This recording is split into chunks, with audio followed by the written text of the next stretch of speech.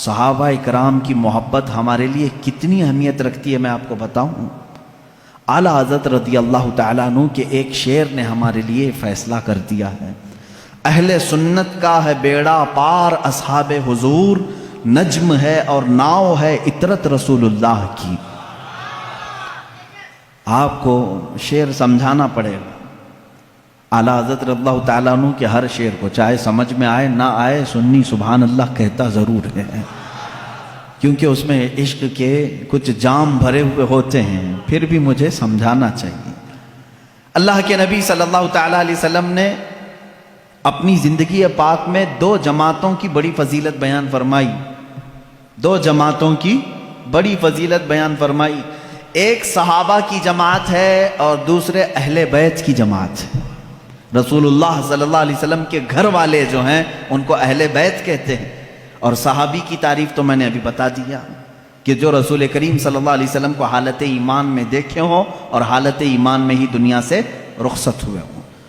دونوں کے بارے میں رسول کریم صلی اللہ تعالیٰ علیہ وسلم کا ایک ایک فرمان سن لیجیے، ایک ایک حدیث دونوں کے بارے میں بتا دیتا ہوں۔ صحابہ اکرام کے بارے میں میرے آقا صلی اللہ علیہ وسلم فرماتے ہیں، اصحابی کالنجوم بأیہم اقتدیتم اہتدیتم، میرے صحابہ آسمان کے تاروں کی طرح ہیں، تم جس کی بھی پیروی کرو گے ہدایت پا جاؤ گے، جس کے بھی پیچھے چلو گے ہدایت پا جاؤ گے۔ میرے عزیزو، تاروں سے مشابہت اس لیے دی گئی کہ پہلے دور میں ایسا ہوتا کہ لوگ اپنا راستہ تاروں کو دیکھ کر کے ہی منتخب کرتے تھے۔ ستارے آج تمہارے لیے دیکھنے کی بھی فرصت نہیں، تارے چمک رہے ہیں کہ نہیں چمک رہے ہیں، تمہارے پاس گوگل میپ آ گیا نا۔ اس زمانے میں جو لوگ لمبے سفر پر ہوتے وہ تاروں کو دیکھ کر کے اپنی سمت متعین کرتے تھے، یہ مشرق کی طرف راستہ جا رہا ہے، مغرب کی طرف، یہ ایسٹ ویسٹ ساؤتھ نارتھ سب وہ تاروں سے منتخب کرتے تھے۔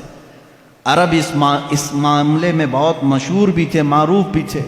اتنا ہی نہیں، جو سمندروں کے سفر میں جاتے ہیں، اور آج بھی سمندروں کے سفر میں کشتیاں ہوں تو وہ تاروں سے، ستاروں سے اپنے راستے منتخب کرتے ہیں۔ جو تاروں کا علم رکھتے ہیں انہیں معلوم ہے کہ کون سا تارا چمکتا ہے اور وہ کس سمت میں دکھاتا ہے راستہ۔ علم نجوم کے جو ماہر ہیں وہ جانتے ہیں۔ عربی میں تارے کو نجم کہتے ہیں۔ کیا کہتے ہیں؟ نجم، اور اس کی پلورل ہے، جمع ہے نجوم۔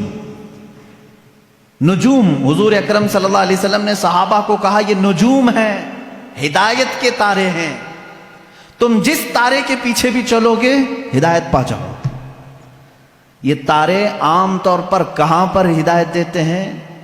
کشتی میں، سمندر کے سفر میں بہت زیادہ ان کی ضرورت ہوتی ہے، کیونکہ راستہ چلتے وقت ہو سکتا ہے تم کہیں کسی سے پوچھ کر کے راستہ طے کر لو گے، سمندر کے سفر میں کوئی ملتا نہیں سوائے مچھلیوں کی، کسے راستہ پوچھو گے؟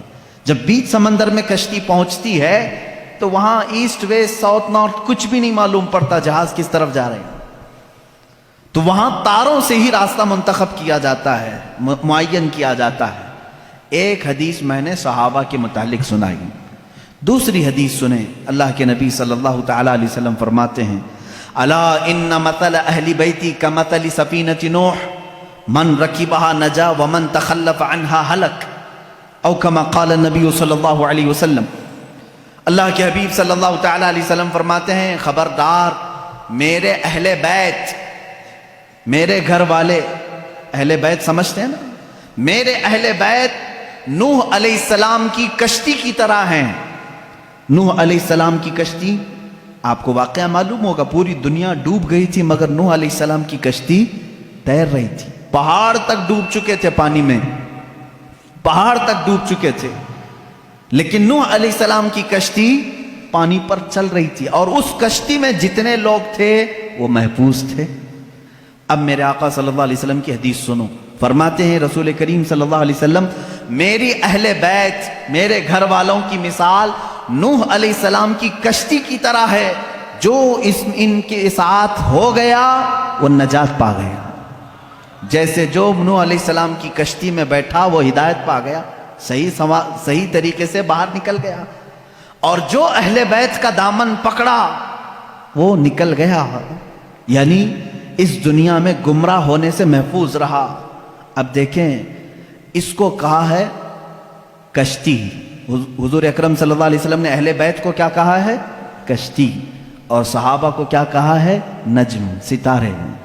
ستاروں کی ضرورت اسی وقت ہوتی ہے جب کشتی سمندر میں ہوتی ہے۔ دونوں کی مماثلت دیکھیں، سمندر کے سفر میں۔ اب یہاں سے ایک بات سمجھ میں آئی کہ اگر تمہیں سمندر کا سفر کرنا ہے اور تم کہتے ہو صرف تارے دیکھ کر کے میں چلوں گا، ڈوب جاؤ گے۔ تمہیں کیا چاہیے؟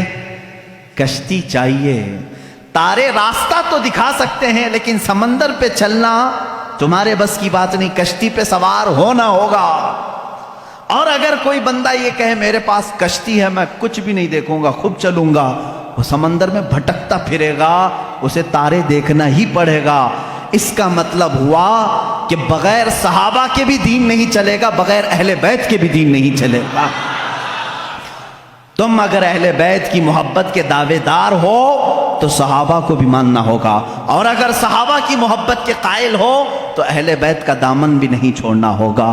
اسی لیے اعلیٰ حضرت نے فرمایا، یہ دونوں لفظ یاد ہو گئے، کشتی کو ناؤ کہتے ہیں، کشتی کو ناؤ، اور صحابہ کو حضور نے نجم کہا ہے۔ اعلیٰ حضرت فرماتے ہیں اہل سنت کا ہے بیڑا پار، اصحاب حضور نجم ہے اور ناؤ ہے اطرت رسول اللہ کی۔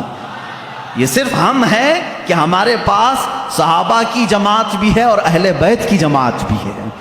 ہم شیعہ رافضی بھی نہیں اور گستاخ صحابہ بھی نہیں، ہم اہل بیت کے دشمن خارجی بھی نہیں اور صحابہ کے دشمن شیعہ رافضی بھی نہیں۔ الحمدللہ ہم جہاں صدیق اکبر کی امامت کو تسلیم کرتے ہیں وہیں حیدر کرار کی ولایت کو بھی تسلیم کرتے ہیں۔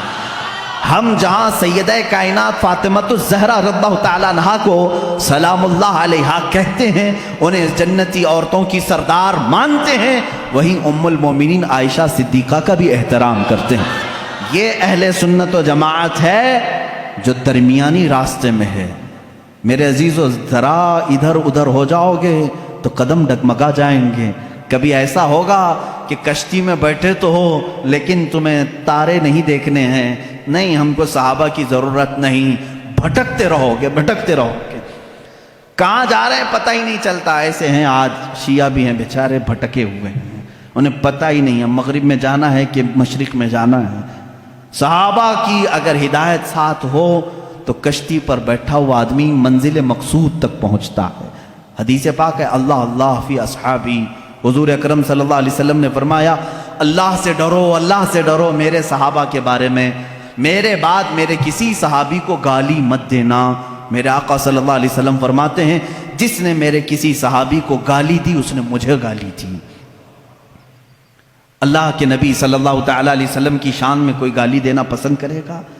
خود حضور اکرم صلی اللہ علیہ وسلم نے فرمایا میرے دوستوں میں، میرے صحابہ میں جس کو بھی تم نے گالی دی گویا کہ اس نے مجھے گالی دی۔ آج لوگ اس طرح کی باتوں کو ہلکا سمجھ رہے ہیں۔